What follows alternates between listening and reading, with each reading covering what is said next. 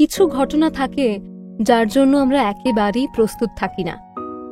সেই ঘটনার মুখোমুখি যখন হই তখন মনে হয় আমার এতদিনের চেনা করে সাজানো পৃথিবীটা একটু একটু করে ভেঙে পড়ছে। প্রাণপণ চেষ্টা করি আমরা, কিন্তু সেই ধ্বংস আটকানো যায় না। নিয়তি যেন ব্লটিং পেপার দিয়ে শুষে নেয় সুখের শেষ বিন্দুটুকুও। পারমিতার ক্ষেত্রে কি তেমন কিছু ঘটতে চলেছে? পারমিতা আবার বলল, রাজকুমারের কথায় যুক্তি ছিল। সত্যিই তো, কনে দেখতে এসে ওরা যদি দেখেন হবু স্বামী স্ত্রী একসঙ্গে থাকে, ব্যাপারটা ওদেরও খারাপ লাগতে পারে। আমরা আধুনিক বিদেশে থাকি, আমাদের কাছে যে এইসব ব্যাপার যতটা সহজ সরল মনে হয়, দেশে থাকা মানুষগুলোর কাছে তা নাও হতে পারে। আমাদের মতো করেই অভিভাবকরা ভাববেন এমনটা না হওয়াই স্বাভাবিক।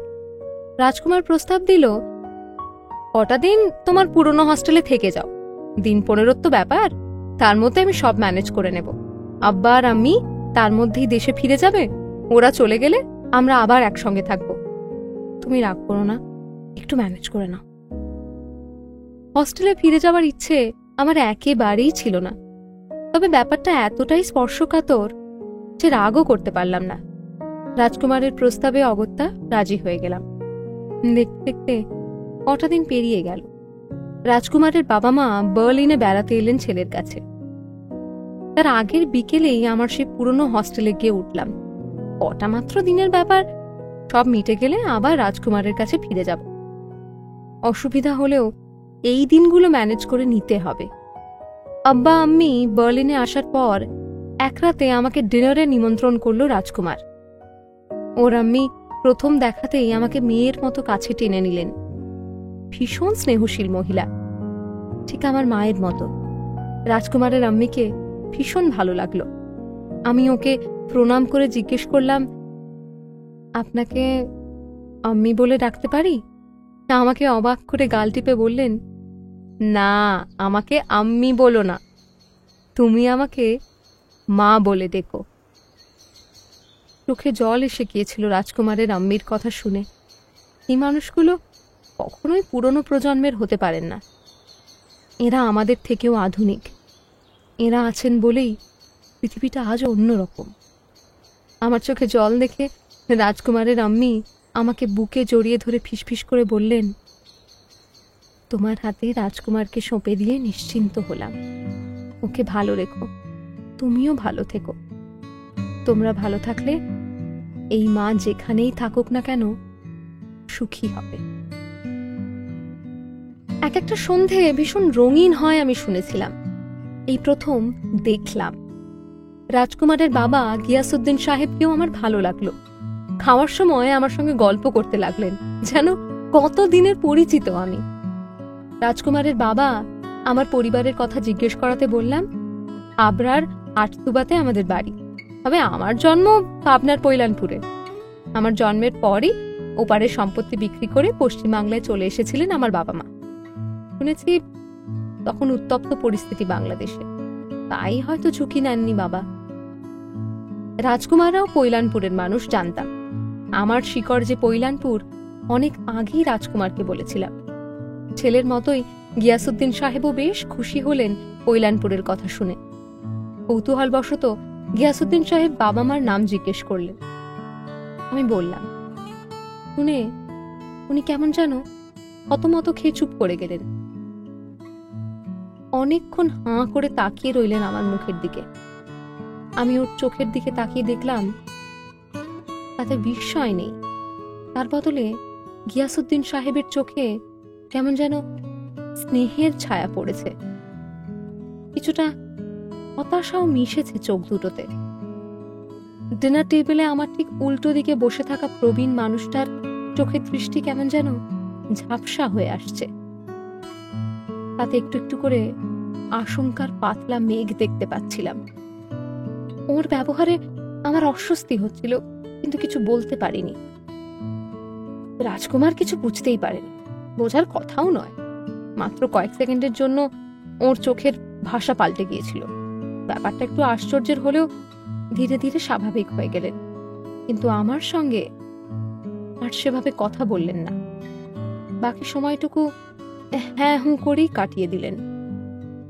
ডিনার সেরে রাজকুমারের মায়ের সঙ্গে আরো কিছুক্ষণ গল্প করে হস্টেলে ফিরলাম। রাতের দিকে একটা ফোন করে রাজকুমারকে গিয়াসউদ্দিন সাহেবের কথা জিজ্ঞেস করলাম। ও বলল, আব্বার শরীরটা ভালো নেই। যে আশঙ্কা আমার মনের মধ্যে আড়ি পেতেছিল সেটা এক ঝটকায় কেটেও গেল। ওর শরীর খারাপ বলেই হয়তো ওরকম চুপ করে গিয়েছিলেন ডিনার টেবিলে। আমি ব্যাপারটা নিয়ে বেশি ভাবছি। নতুন জীবন দুহাত ছড়িয়ে ডাকছে আমাকে। রাজকুমারের মতো স্পেশাল কেয়ারিং হাজবেন্ড যে কোনো মেয়ে চাইবে। এসব ভাবতে ভাবতে ভোরের মধ্যে কেটে গেল রাতটা। সকালে একটা ফোন পেলাম। নাম্বারটা আমি চিনি। এটা রাজকুমারের আর একটা সেলফোনের নম্বর। আমি রাজকুমার ভেবেই উচ্ছ্বসিত হয়ে ফোনটা ধরলাম।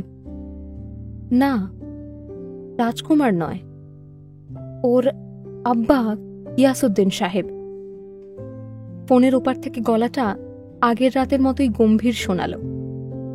কোনো ভনিতা ছাড়াই গিয়াসউদ্দিন সাহেব বললেন, তোমাকে বোধহয় বিরক্ত করছি, কিন্তু আমার কোনো উপায় নেই। ফোনটা তোমাকে করতেই হতো। আমার তোমাকে কিছু কথা বলার আছে, সেগুলো ফোনে বলা ঠিক হবে না। দেখা করা প্রয়োজন, কিন্তু এ কথাগুলো আমি আমার ছেলে কিংবা স্ত্রীর সামনে বলতে পারবো না। তাই তোমাকে ফোন করে আলাদা দেখা করার কথা বলছি। আমাকে ভুল বুঝো না, আমি নিরুপায়। গিয়াসউদ্দিন সাহেবের গলা স্বাভাবিক ছিল না। আমি উত্তর দিতে পারলাম না। নীরবে শুধু ওর কথা শুনছিলাম। একটু বিরতি নিয়ে গিয়াসউদ্দিন জিজ্ঞেস করলেন, তোমার সঙ্গে দেখা করতে পারি? আমি সত্যি তল খুঁজে পাচ্ছিলাম না। এটুকু বুঝতে পারছিলাম এমন কিছু ঘটতে চলেছে যা আমার ধারণার বাইরে। কিন্তু সেটা কি? আশঙ্কার চোরা স্রোতে ধীরে ধীরে ডুবে যাচ্ছিলাম। গিয়াসউদ্দিন সাহেবের প্রশ্নের উত্তরে শুধু বললাম, কখন বলুন? ফোনের উল্টো পার থেকে জবাব এলো, ধারে স্টেট পার্কে এসো। যে কথাগুলো বলবো তা না বললে তোমার সাথে অন্যায় করা হবে। আমি তা করলে আরো অপরাধী হয়ে যাব। ওটা রাজকুমারের ওই ফ্ল্যাট থেকে খানিকটা দূরে। আর একটা কথা, অনুরোধও বলতে পারো। তুমি যে আমার সঙ্গে দেখা করতে আসছো সেটা রাজকুমারকে বলো না। আমি চাই আমাদের মধ্যেকার কথা আর কেউ না জানুক, আমার ছেলেও না। আশা করি তোমায় এটুকু বিশ্বাস করতে পারি, তুমি গোপনীয়তা বজায় রাখবে। ফোনটা রাখার পর অনেক কিছু একসঙ্গে আমার মাথায় ভিড় করছিল। একবার ভাবলাম, ছেলের সঙ্গে যে মেয়ের বিয়ে দেবেন তাকে হয়তো পরখ করে নিতে চাইছেন তার বাবা। তাই বোধহয় আলাদা করে কথা বলতে চান গিয়াসউদ্দিন সাহেব। একবার মনে হলো কিছু একটা আছে যেটার আঁচ আমি করতে পারছি না। রাজকুমারের কোনো অতীতের ঘটনা যেটা গোপন রাখতে চান না গিয়াসউদ্দিন সাহেব। সেদিন আর হাসপাতালে গেলাম না। গেলেই রাজকুমারের মুখোমুখি হতে হতো। ওকে এড়িয়ে বিকেলে ওর বাবার সঙ্গে দেখা করা মুশকিল হবে।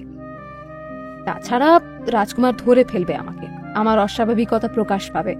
আমি ওর থেকে সত্যি গোপন রাখতে পারবো না। রাজকুমার অবশ্য আমাকে হাসপাতালে না দেখে ফোন করেছিল, রাত থেকে মাথা ধরেছে, এই বলে এড়িয়ে গেলাম। রাজকুমার বলল রাতে আমার হস্টেলে আসবে। এ আসুক। তখন আমার মাথায় ঘুরছে গিয়াসউদ্দিন সাহেব কি বলতে চান উনি। বিকেলে দেখা করলাম গিয়াসউদ্দিন সাহেবের সঙ্গে। স্টেট পার্কের চেয়ারে বসে উনি অনেকক্ষণ তাকিয়ে রইলেন আমার মুখের দিকে। ওর অন্তর্ভেদী দৃষ্টির সামনে বসে থাকতে অস্বস্তি হচ্ছিল আমার। একরাশ দীর্ঘ নিঃশ্বাস ফেলে উনি আমাকে একটা গল্প শোনালেন। এইরকম একটা গল্পের জন্য আমি একেবারে তৈরি ছিলাম না। আমার এতদিনের চেনা জানা পৃথিবীটা থরথর করে কেঁপে উঠল। তো স্বপ্ন, এত আয়োজন, এত দিনের এত পরিকল্পনা নিমেষে শেষ হয়ে গেল। স্টেট পার্কটা চোখের সামনে দুলে উঠল যেন। প্রতিটা মানুষের একটা নিজস্ব অস্তিত্ব থাকে, সেই আধারের মধ্যেই সে বড় হয়, পরিচিত হয়। গিয়াসউদ্দিন সাহেবের গল্প শোনার পর আমার সেই অস্তিত্বটাই মুছে যেতে বসেছে। আমি কি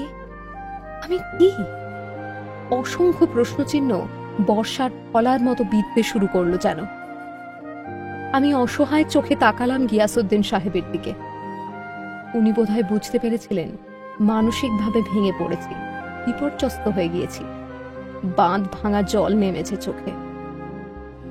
নিজের চোখের জলে নিজেই ভিজে যাচ্ছি, কিন্তু আমার খেয়ালই নেই।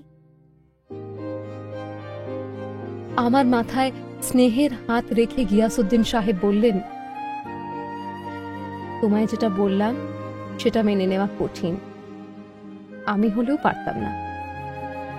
কিন্তু কারো কারো জীবনে এমন কিছু ঘটনা থাকে, চাইলেও সেখান থেকে পালানো যায় না।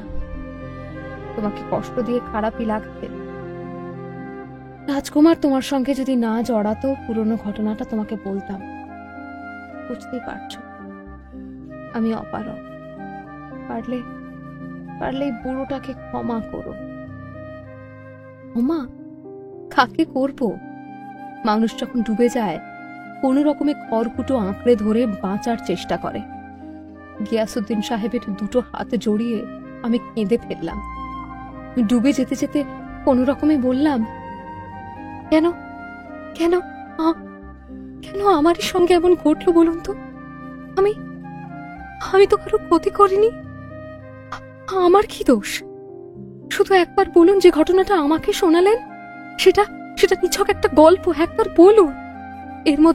এর মধ্যে বাস্তবের কোনো মিল নেই। আমি যন্ত্রণা আর মেনে নিতে পারছি না। বৃদ্ধ গিয়াসউদ্দিন সাহেব অসহায় চোখে তাকিয়ে রইলেন আমার দিকে।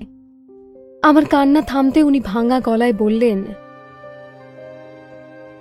তোমাকে শুধু একটাই পরামর্শ দেব, রাজকুমার থেকে দূরে চলে যাও। এত দূরে যে ও চাইলেও যেন তোমাকে ছুঁতে না পারে।